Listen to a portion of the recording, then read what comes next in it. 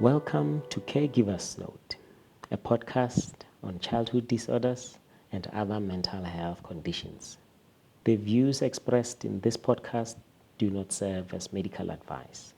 I am your host, Nkukune, Dr. Tema, and this is episode 5, titled Why Bother? The Dimensions Affected by ADHD. Below is a highlight of points that will be covered in this episode. The dimensions affected by ADHD. There are 3 most significant dimensions affected by ADHD, and this include the following: academic or vocational, social, and family. The impact on these dimensions takes different forms at different developmental life stages, but the underlying problems can be traced and explained by the core symptoms of untreated ADHD. Academic or vocational dimension. ADHD affects effective learning negatively in 2 ways. These are difficulties caused by persistent inattentiveness and disruptions caused by hyperactivity and impulsivity. Learning during earlier foundations is negatively impacted, which in turn contributes to suboptimal academic performance in future. ADHD negatively affects persistence with activities that require sustained attention, hence the inability to acquire and sustain good working habits. The complications thereof are experienced much later in adolescence and adulthood, at a stage when parental effect is minimal or completely diminished. As we have learned in episode 2, the quality of tasks is compromised by untidiness, careless mistakes, and incompleteness. The ability to work independently is sabotaged by procrastination. As a result, mediocre performance during examination, production of inferior quality work, or losing marks for late submission. There is a point at which children with ADHD would dislike school because of repeated negative comments or getting into trouble for one thing or the other. This can at times lead to truancy.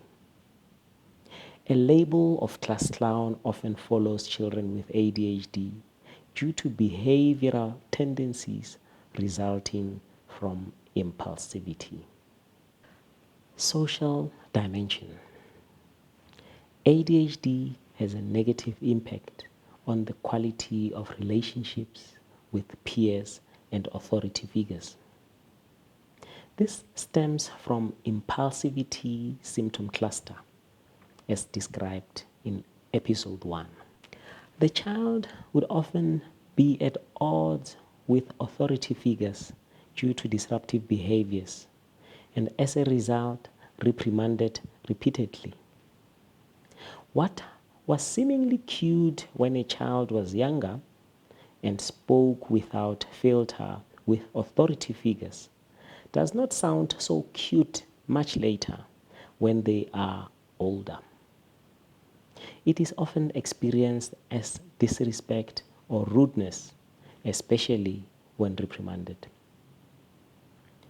Often, these altercations play out repeatedly until a child is ostracized by peers and authority figures. Unfortunately, in some instances, there is limited repair of these relationships, even after the child has accessed interventions. it is imaginable that the child will feel rejected and or alienated. Family dimension. Family systems do not run like a production factory, but it does not hurt to have routine that helps the family to cope with daily demands. This discipline is difficult to establish and maintain in families of children with ADHD. Caregivers are constantly frustrated at repeating instructions, reprimanding children for the same things every day.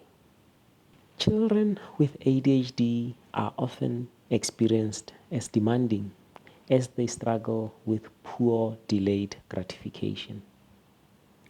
Like any child who would enjoy new toys or treats, they cannot wait until their caregivers are able to act on their request.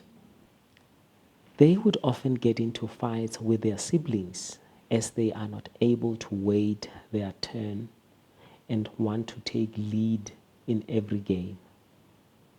It is common to find children disciplined harshly because of frustrations from caregivers. The result is strained family relations, with caregivers irritable and often lashing out, and in some cases, physical with the children. It is common for vulnerable caregivers to develop mood problems like depression and anxiety because of this unrelenting discord within the family. These dimensions described above are often experienced in a comparable manner by an adult whose ADHD has not been managed. At other times, even worse, as there would be other psychiatric conditions that would have developed, causing many other problems. These aspects will be explored further in our future podcast episode when we discuss why bother 2 long-term effects of ADHD. To summarize what we have just presented, there are 3 significant dimensions affected by ADHD, and these are academic or vocational, social, and family. The difficulties experienced in these dimensions contribute to the serious distress to the peers, caregivers, and other authority figures in contact with the child with ADHD. Similarly, the child with ADHD will experience significant distress as they will perceive feelings of rejection or alienation. The disruptions can sometimes lead to irreparable damage to relationships, even after the child has accessed interventions. These dimensions are affected in a comparable manner, if not worse, for adults with untreated ADHD. In conclusion, the 3 dimensions are highlighted to demonstrate that ADHD is not only a school problem and that the interventions should aim to address all of them. The complications demonstrated are preventable through consistent intervention. Thank you for listening to Caregiver's Note. Do check out our website at www.nsztema.co.za for more resources, our contacts, and the author's profile. Please remember the views expressed in this podcast do not serve as medical advice. Always check with your clinician for any medical concerns or clarity. If you liked this episode, please remember to share the link with those who could benefit from it. Tune in to our next episode when we look at why bother 2, the long-term effects of ADHD.